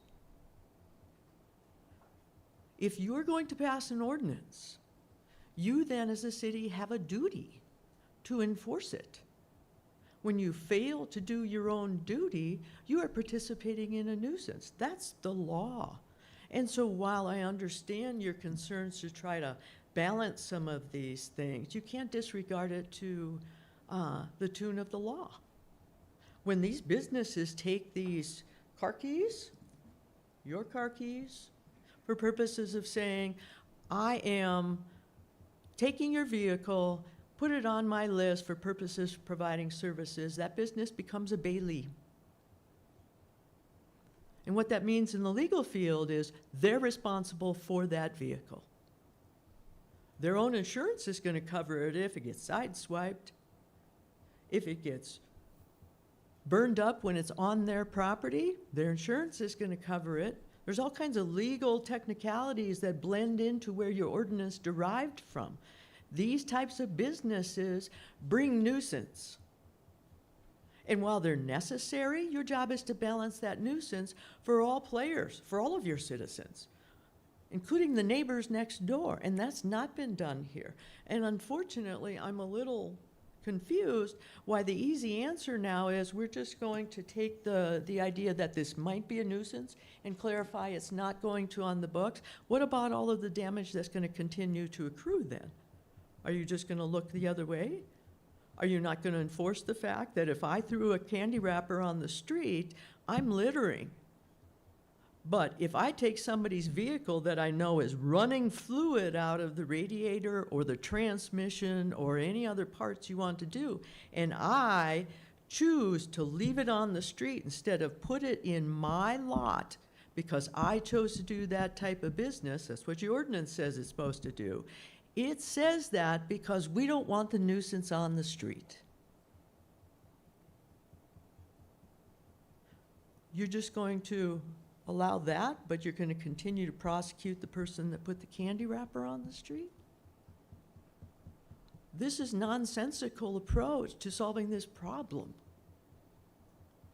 So I know I'm getting a little long-winded here, but I respectfully have disagreed with Attorney Winko on her interpretation of the ordinances. And we were invited here to come up with solutions. But I don't think this was an invite to come up with solutions. It's an invite to hear that you're just going to clarify to not have to enforce this issue on the person bringing the nuisance to the table. Have you looked into the history of why those ordinances were passed originally? It's because those types of businesses bring collateral baggage to the community. They are necessary. There are a lot of things that are necessary in life, and you have to balance them. That ordinance is designed to balance it by saying if you're going to bring that nuisance to the type of work you want to do, then you have to keep it in the four corners of your business. And unfortunately, this business, it's been here for a long time. It provides valuable services to the community. It's expanded. It used to hold its Bailey inventory in the four corners of its lot. And as it expanded its footprint of its building, there was no more room to store those vehicles in the four corners of their lot. And so now they're out on the street. Congratulations, City of Dickinson. That nuisance is now your problem because you have an ordinance on the book that says they're not supposed to do that, and you haven't enforced it. The last presentation we did to the City Commission when we brought the complaint forward said there were 19 actual complaints to the PD. Verified ones where they showed up. Guess how many citations? 1. So it's not that it's not enforceable. It's not being enforced. And can the city be held responsible? Yes, it's called a writ of mandamus. That's when a political entity is not doing its duty. And you go ask the court to take a look at your existing ordinances that say when you bring a business of this nature, you have to keep it in the four corners of your lot. You cannot put it in the right-of-way where it's visible by residents. And you refuse to enforce it. And then the next steps you take is to say, well, see, we're just going to change the ordinance. Now we don't have to enforce it. I don't think you're doing a service to your citizens.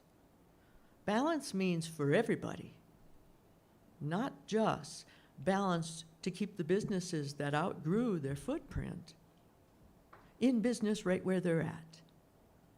They may have to take their investment and find an appropriate place to house their expansion. Doesn't mean they have to move. Doesn't mean we don't want them in the community. But when you bring the nuisance with your business, you got to manage that too. You don't just give it to your neighbor to handle. And that's essentially what's going on with everybody on your spreadsheet. The answer is not to say, well, now it's not on the books and we don't have to deal with the issues. The issues are going to continue, and you're going to have homeowners and other businesses next to it, essentially the neighbors, trying to figure out where they need to move. Why are they the ones having to go through that expense when it's the business that has expanded beyond its appropriate footprint? That's why you have ordinances, is to make them balance their own business expansion. So I encourage you to not adopt what is being proposed here, which is to put your head in the sand and say, see, we took cars out of the problem. You didn't get rid of the problem. You masked it. You put a Band-Aid over it. Say, see, we don't have to enforce it. Problem's still going to be there. If you don't believe me, walk down 900 Street or 900 block.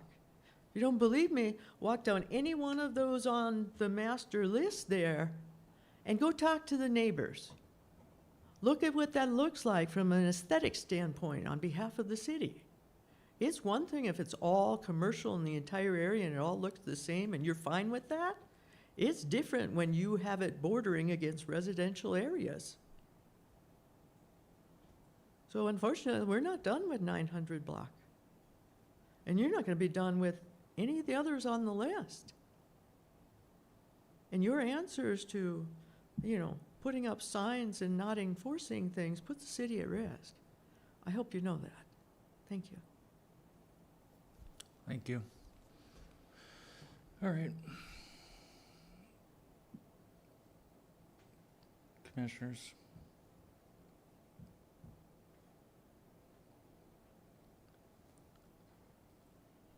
What are your wishes? I have a quick question. So this language change obviously isn't addressing this issue. Is changing language to address their issue going to put so many of these out of compliance? Is that the main issue? Why? So the current definition does not state that vehicles for auto repair shops are considered outdoor storage. If we were to change the language to explicitly state that, yes, these businesses would be out of compliance with our code, and then they would be required to screen said automobiles, which would be incredibly unfeasible because then you would lead to a bunch of site issues at those specific lots. What it's doing right now is clarifying exactly how it's being enforced, is that vehicles are considered vehicles in the municipal code. They would not be considered outdoor storage under these circumstances. So even with this change, the leaking of fluids onto public street would still be enforced, correct? That's correct. So if there's inoperable vehicles being stored on the street, they're leaking oil, transmission fluid, radiators are leaking, and it's causing an environmental concern, we would still be enforcing that. No, that is not changing any of this. That wouldn't be changing at all because that ultimately ties back to our MS4 permit for stormwater. Yeah, that has nothing to do with the auto services definition. That's a separate ordinance, or a separate part of the code. And Chairman Frederick, to piggyback on that, I did receive some communication from Aaron Prowse, who's the Public Works Director, and he had indicated that several of their employees had been on site to review this particular location, and that, hold on one second, I want to make sure I state this verbatim. They had not witnessed any recent concerns that would need to be documented. Again, this would be part of the MS4 permit to submit these concerns. He wanted to make sure that we are aware of any inquiry and pay attention to the area of possible spillage. So at least as, according to Mr. Prowse, as of last week, Friday, that was his understanding. Again, this being brought to my attention in August of last year when this whole thing kind of started picking up speed a little bit. We have received information, and I think the goal moving forward is to, there's the issue with the 900 block, and that's a separate issue, but there's also the issue of the broader picture as to how this applies to everyone. And I think the goal here is to make sure that the code is not meant to be specific to one. I would agree with Ms. Kuntz in that it's meant to be applicable to all. And I don't think it's appropriate to say to one business owner, we're gonna make you comply because there's a complaint, but we're gonna allow these other businesses to just do whatever they want whenever they want. So if we're gonna require the screening and we're gonna interpret it that way, then that's a situation where we're gonna have to get everybody else into compliance. And that is going to be a major undertaking, and we could see situations where business owners physically and feasibly cannot get into compliance, and then we're in a variance type of situation more than likely. So, I think that the reality here is that, working with some of these business owners, obviously is going to be paramount, but making sure that, if this is the intent and we as a city want to say that this is not something that we want to define it this way, then I think that's up to you to make that decision. If we want to say to an auto repair shop that you can't park vehicles on the street, in no way, shape, or form, because that's considered outdoor storage, then that's a decision that we're gonna have to make. If you're fine with that, but like I said, from an enforcement perspective, I don't wanna be left up to that interpretation. So I want it clear, I want it unambiguous that this is what we're gonna do, so that everyone moving forward is under that same assumption and impression. And as far as enforcement, very similar to what we're talking about parking, in this particular situation, we have discussed it, and the likelihood is that information would be submitted to my office. We would review it, and then we would make a determination. That is the plan moving forward. Up until this point, prior to August 1, I had not received any request to have anything charged. So I think in this situation, we're on the same page moving forward with that. But I think the bigger issue here is looking at this holistically and saying, does this apply everyone fairly, and are we interpreting it fairly, and are we applying it fairly? Okay, thank you, Ms. Wanko. Commissioners, thoughts? I mean, would that come to us at our next meeting if we decide to make, so there would be a then there would be a public hearing regarding? Yeah, so if you decide that this is the definition that you want to move forward with, then it would be submitted as a zoning text amendment for the September meeting and would face public hearing. And I would also encourage, and whether the commission would think it appropriate, we are asking to change some codes. Obviously, there's the concern, and I would agree with Ms. Coons, there's a balance here between the business owner and the property owner and the adjacent property owners. And so I think also to notifying, these businesses that may or may not be affected by this would also be important as well, just to make sure that voices are heard, and that I think that's important too. But we are going to have the opportunity for public hearing, so any individual that might be adjacent to or living next to one of these businesses would certainly have the opportunity to come forward if they felt necessary, and then of course the business owners themselves. So I don't think that we take these code changes lightly. This is something that Ms. Burchak, city staff, whether that's police department, myself, Public Works, and city engineer Skolacek have looked at this, but we want to make sure we get this right. We don't want to put something on the books that we have to come back and it's not practical or it doesn't make sense. So if that takes a little bit, then it's going to take a little bit. But we want to make sure we get it right. Just a reminder, our notification would be anybody within 300 feet of this location, right? Yeah, Mr. Chairman, I was actually considering, for example, those on the list that was previously provided, not only notifying those individual businesses, but then consideration for notifying 300 feet from each of those individual businesses. So it'd be a lot of notifications. Okay. But that might be the reasonable approach in this case. I would agree to that as well. I mean, I think if we're not here to address one, we're to address all, so I agree. Right. I think that's your direction. I think we Okay. make the notifications, propose your amendments, and then we'll discuss that at the next meeting. All right. Thank you. All right. Thank you, everyone. Let's move on here. Item C on our agenda this morning is oil well special use permit requirements.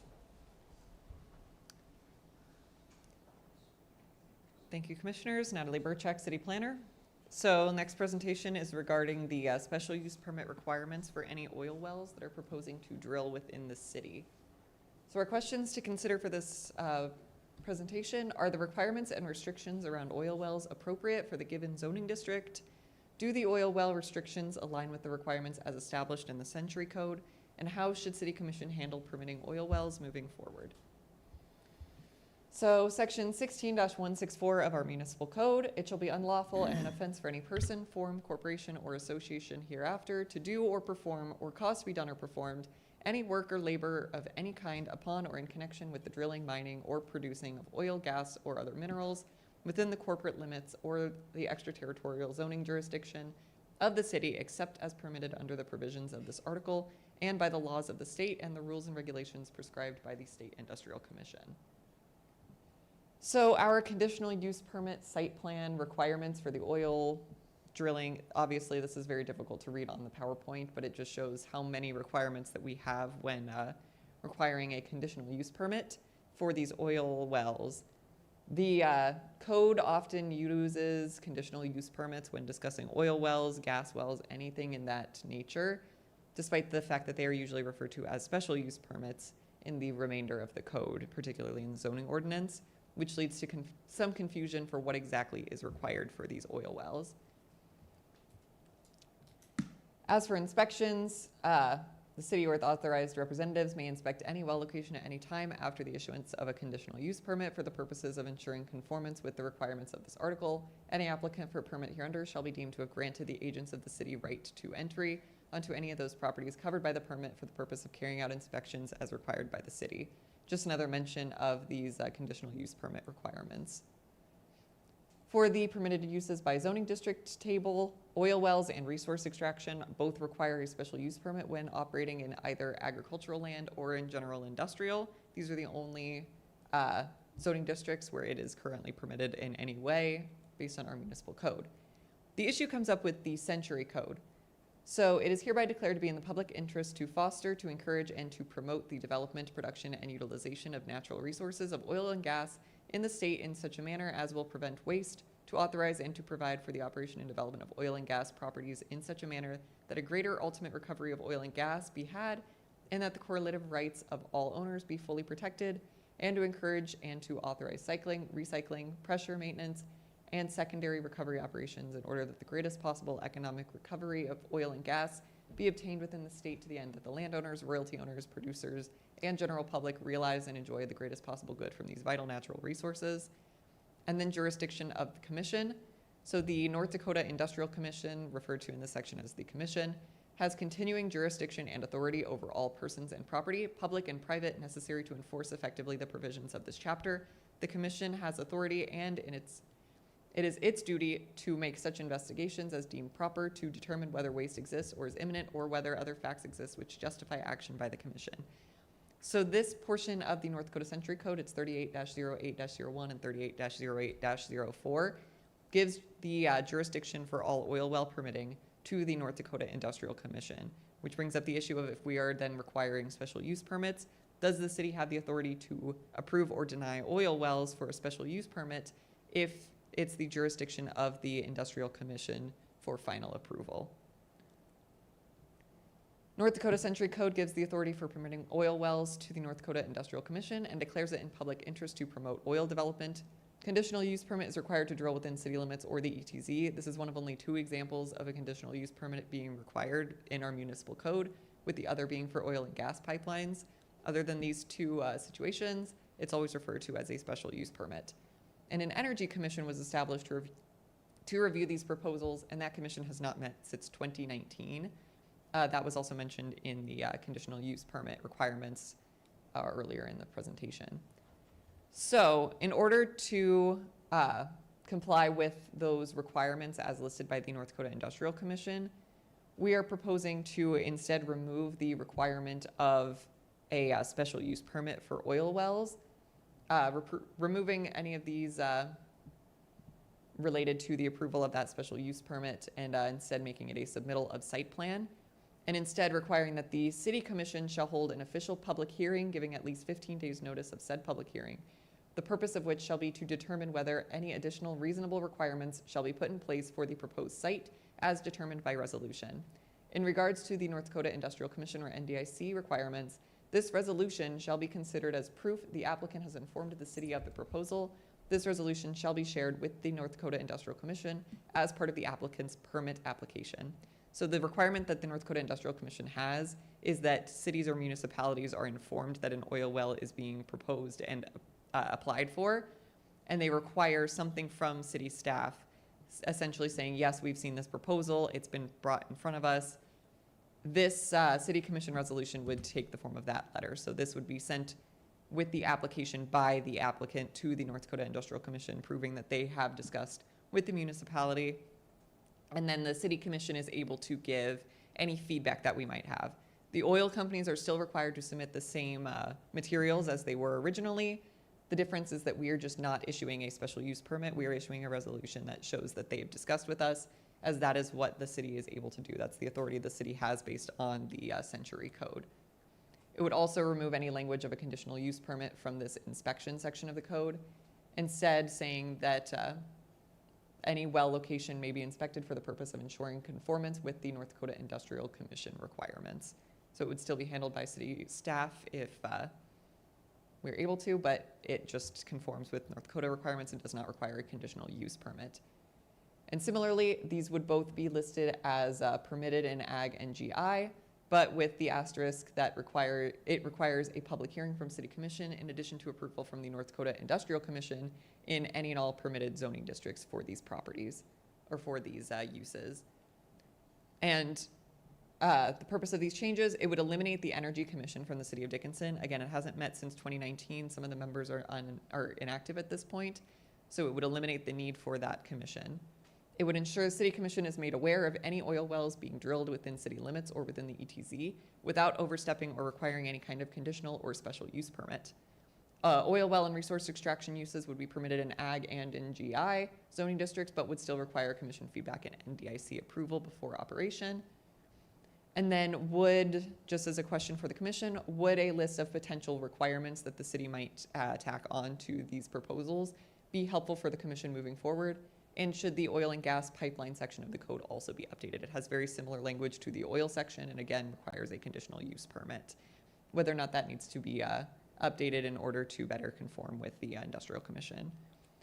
I would also like to mention that the reason this is coming up, we've had an oil well recently that was proposed and it was unclear on what exactly their next steps would be for the city. As again, it mentions a conditional use permit, which we do not issue anymore, and then would require a special use permit that again is not required for NDIC approval. And once the NDIC gives approval, then the oil well can begin construction, whether or not they have anything from the municipality. They would just need to inform them.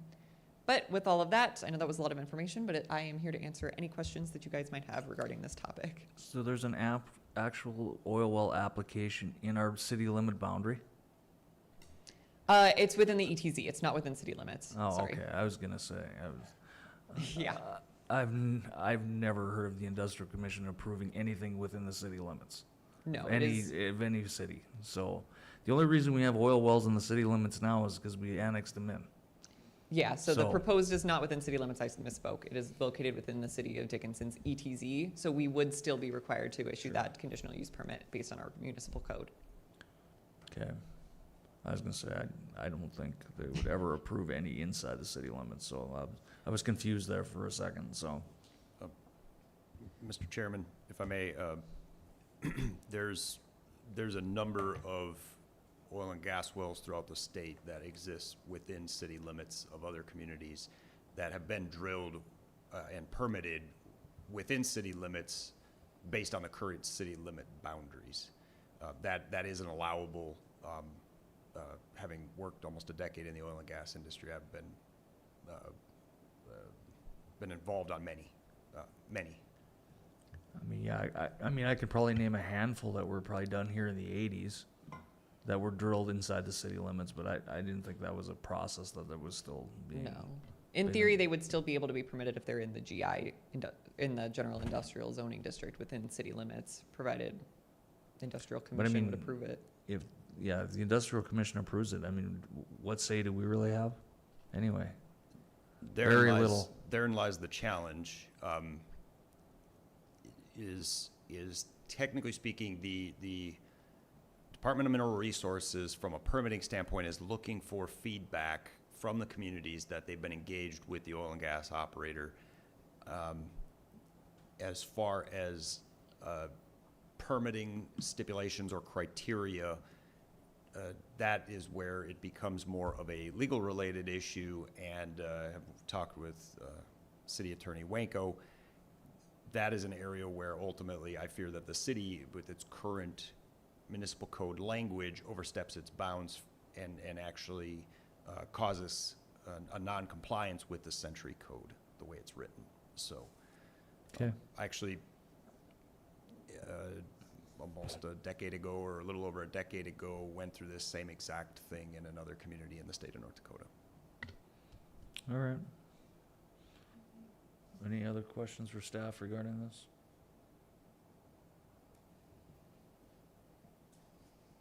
Okay, we can move on then if everybody's good. I think we'll want to make this available at the next meeting also with Okay. I recommended can- changes. So- Yeah, I can certainly add it to the illegal ad that it's going out tomorrow, so it should have some time to get added. Okay, and then Airbnb discussion. Yes, thank you, Commissioners. Natalie Burchak, City Planner. So recently, the city had a development meeting with a couple residents located within the R1 zoning district that were interested in setting up an Airbnb. Currently, based on the municipal code, bed and breakfast use, which would be the closest use that we have to an Airbnb style, which is just where people rent out their home to be stayed in by any visitors to the city for short periods of time. The only locations where that would be permitted would be an R2 with a special use permit, or R3 with a, it's, I believe, permitted by right in R3, but R1 does not allow them in any way for bed and breakfast uses. So the residents are here today. We've got, I believe, Danielle and Reed are here to present just about their proposal, and then it's up to Planning and Zoning Commission on whether or not they want to take any action regarding this permitting process. But with that, I will pass it over to Danielle and Reed.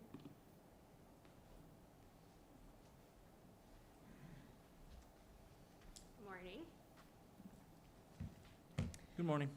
Like she said, our names are Reed and Danielle Medeiros. We want to thank you for the chance to speak with you this morning. My husband and I are here today to formally request a special permit use for his home as a short-term sort of rental property. We recently got married just a few weeks ago, and now we're living in the home that I already owned in Dickinson. And that means that his house, while still loved and cared for, is currently sitting empty. We'd like to share it as a short-term rental, both to generate some supplemental income and to offer a clean, quiet, and comfortable stay for visitors in Dickinson. Now, we understand that the current city code doesn't technically allow short-term rentals in residential zones, but it does allow bed and breakfast operations, as long as guests stay fewer than 7 consecutive days. What we're requesting falls squarely in line with that. Guests would stay short-term, usually just 1 to 3 nights, and we would be operating it with all the same care, attention, and hospitality you'd expect from a traditional B&B. Some of the members of the committee have expressed concern about short-term rentals disrupting neighborhoods, peace, and quiet. We understand and respect that concern. Nobody wants parties happening next door or frequent turnovers causing issues. But we want to emphasize this. We will be hands-on, responsible hosts. We can and absolutely will put clear limits in place, including quiet hours, limits on the number of guests, no parties or events, and we'll actively monitor the property between every stay. We do want to make it very clear that this will not be a party house. This is a well-maintained home that I have taken great pride in updating and improving in over the years. It's in a quiet neighborhood, and we want to keep it that way. Not just for our neighbors, but for the guests who are looking for a peaceful place to stay. Dickinson welcomes many visitors, families here for weddings, sports, travelers headed to Theodore Roosevelt National Park, or people visiting relatives. Hotel space can be limited in Dickinson, and not everyone wants to stay in a crowded setting. We believe our property fills a helpful gap in the lodging market, offering visitors something different, a comfortable getaway right in the heart of town. And unlike a large hotel, it doesn't require new development or added strain on city infrastructure. It's just one home, already there, already maintained, and that we want to put to good use. We truly believe this is a responsible, respectful, and beneficial use of the property. We're asking for the committee's support in granting us a special permit to operate it within the spirit of the city's existing B&B guidelines. Short stays, quiet atmosphere, respectful guests. Thank you again for your time and consideration, and we're happy to answer any questions you may have. All right, thank you. Commissioners, any questions? I'm just gonna make one comment. There is more than one Airbnb in this town, and we have never issued a permit that I've seen in the 9 years I've been on this commission. So why now? I think based on, well, not knowing the entirety of the history, and I'll let Natalie speak a little more on this, but based on the amount of requests that we've received, and then the fact that it's not necessarily clear in the municipal code, we're looking for some feedback on what, if anything, that. What's not clear because it's a short-term rental. It's not it's not a bread and breakfast, so.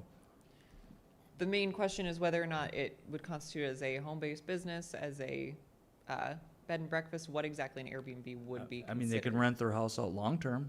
And Yes, and you they can were- own that by an LLC, and that's not a business, and we wouldn't require a permit. True, but long-term rentals, our municipal code states that it would have to be longer than 28 days to be permitted as a long-term rental. It does not say that short-term rentals are permitted. Have we had any complaints from any neighbors in this town regarding Airbnbs? Regardless of whether or not there are complaints, we would like to have it defined in the code. Can you get your mic? I apologize. I see her stand up. I'll give her a chance here in a Yes, second. that's okay. so.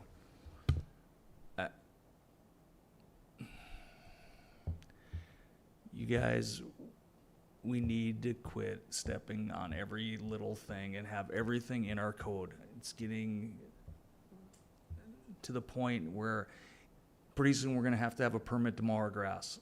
I mean, this is getting ridiculous already. Part Sorry. of the reason we came to the city code is in the Airbnb description, it says that we need to have permission from the city first. So we're just trying to do this the legal way. Yeah, I understand your guys' point. But like I said, there are several, I know people that have several Airbnbs in our community, and we've never issued a permit in the past. So I have zero support for this, so. I can't speak to the past, but at the very least, if the desire of the commission is to permit them in all zoning districts and have them just be permitted by right and not require a special use permit, that is fine. I would just like to see it established in the code for what exactly is required, so that in the case of Danielle and Reed, we can give some kind of evidence when it's asked for what exactly the city permits. Well, if it's not in our code, that means we don't restrict it, right? If it's not in the code, it's not permitted. Yeah, I think that's ultimately, I mean, most people haven't come in and asked specifically, or historically, we don't have the documentation on what has been requested in the past, and so we're just looking for some feedback. Is this something that we as the, as the Planning and Zoning Commission are looking for some feedback, or if we wanted to have any kind of controls? If not, ultimately, then we would take the action in that in that direction, so. In much larger communities where there's a insane amount of Airbnbs, are all of those talking to their local municipality? They are? They should be based on rules of the Airbnb. Oh man, I'd be surprised if they were though. But I'm with Jason. I think I don't want to develop too much around this because I feel like it's within the rights of the property owner, but. So, Mr. Chairman, just so that I make sure, maybe this is just a simpler way to say it. So, correct me if I'm wrong, Ms. Burchak, but I think the question would be is, one direction is you require it, and I'm getting the vibe that that's not particularly maybe the direction this commission wants to go, but if that's the case, then I think Ms. Burchak's suggestion is, if you don't want to make that requirement that we have to, that the business owner or the property owner would have to jump through additional hoops, then let's put something in the code that says that. If we have something in the municipal code that states short-term rentals are permitted use and permitted by right, that is fine. I just need something that is in the municipal code that states our stance, so that we have something to point to when this kind of situation comes up. Okay, I guess I'm fine with that situation, but Okay. And I- And based on Commissioner response, But- next step will be to draft up a definition of short-term rentals and. I mean, if the basic rules are they need to notify the city that they're gonna put their house in short-term rental. We do not require any permitting or special use permits or public meetings. Then I'm fine with it. I mean, Okay, I can incorporate all that in a definition so, and then bring it to work session next meeting in September. all right, sounds good. And then we had a comment from somebody. Yeah, thank you. Well, she's making her way up here. Is there any way that we could find, I guess, the rules of compliance for an Airbnb host to fit the criteria? I can certainly look into it. I can also reach out just to Reed and Danielle if they've got the list on them. Yeah, because I guess I'm just like doing a general search, and it's to provide proof of identity of the residents, and I'm not finding like permits and being required. So if we Okay. could maybe find that, then we can cross that information. Thank you. Sorry. Go ahead, can you Hi. state your name? Roselle Unruh. I'm with you. I mean, property owners should be able to do what they want. But I share a road going up to the property that's behind me. And we were not notified he was doing a Airbnb at all. We've had incidents come up. And I didn't know where to turn on how to deal with it. Is it in the city? Is Yeah, it- yeah. Up Empire Road. Oh, I guess I didn't know that, but.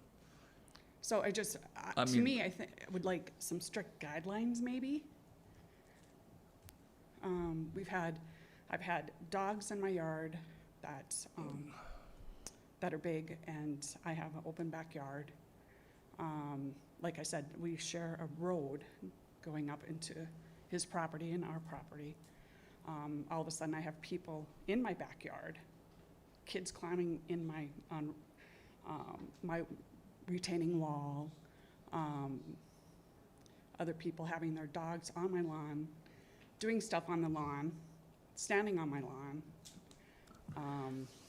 My son has a truck, and all of a sudden, he's had his truck for 2 years, and all of a sudden, his alarms are going off. I mean, I don't know that that's something And that. I don't want we- to sit there and have to Well, call I don't know if cops that's all the something that time. we can make as a rule of an ordinance. I mean, those are all, to me, I mean, Well, already probably covered with the police department. Yeah, I mean, all I those think situations. in that situation, that potentially falls under running at large with animals, things of that nature. So I would But say that if that's something that you see happening, Yeah. definitely call it into the police department or animal But I control. don't want to be, that Karen, you know? Well, You know what I mean? I know, but putting something, all that stuff into an ordinance and requiring them, let's say, to get a permit, then without a complaint, we're still not gonna be able to enforce it. It'll just Okay. be words on the book. You know what you know what I'm Okay. saying? Okay. So, and I think all those things that you explained are already covered in one of our ordinances already, you know. And ma'am, maybe it takes a situation where that property owner has a situation where they get reported for having a guest that, violates an ordinance or something. They may then reevaluate their policy about whether they're gonna allow their guests to have animals at the residence. So Okay. it might be something like that really, gets them thinking about how they may want to utilize that rental in a better fashion to avoid these types of situations. So I would encourage you, if that happens, like I said, we do have rules and regulations on the books to be able to deal with some of that stuff, so please report it to the police department. Okay. And then like I said, we share this small, road. So there's times where, when we figured out what was going on, there was so much traffic going, and it's just a little driveway kind of, road Yep. thing. Yeah, I'm trying to, so it's like a private drive? Yeah. And you have like a shared easement or something? Most likely be a shared access easement. Is that what I don't know what the property is, so I can't say for sure, but that would be my Yeah. guess.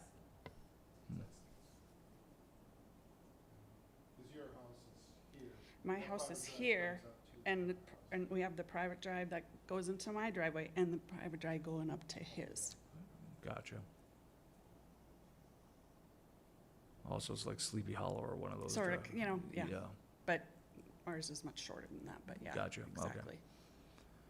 yeah, I mean, I mean, we'll have a discussion, I guess, at the next meeting on this again and bring some stuff. So, I mean, if you wanna make some if you're around and wanna make some comments, we can talk about it. But I think most of the things you're concerned about, I think would already be covered. But even if we put them in a new ordinance, it's still gonna have to be Right. you Or- filing a complaint for It would have to been be- awesome if he would have told me, told us that, what he was doing, Yeah.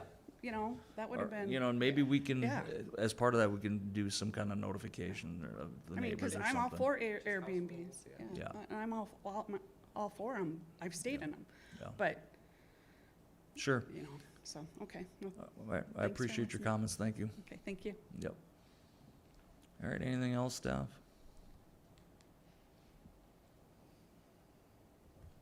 Commissioners, anything else regarding this? My computer locked out, I'm not sure. Go down here. All right, let's see.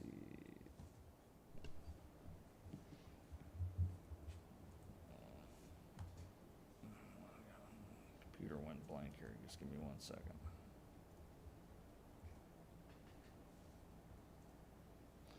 Okay, I think the next thing on our agenda would be items of concern not on the agenda. If anybody else in the public has any items of concern not on the agenda, they can come forward now.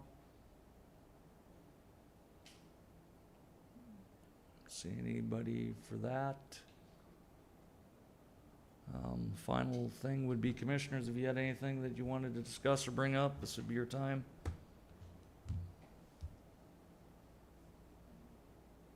All right, I don't see anything there either.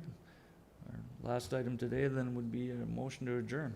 I'll make a motion to adjourn. We have I'll a second. We are adjourned. Thank you, everyone.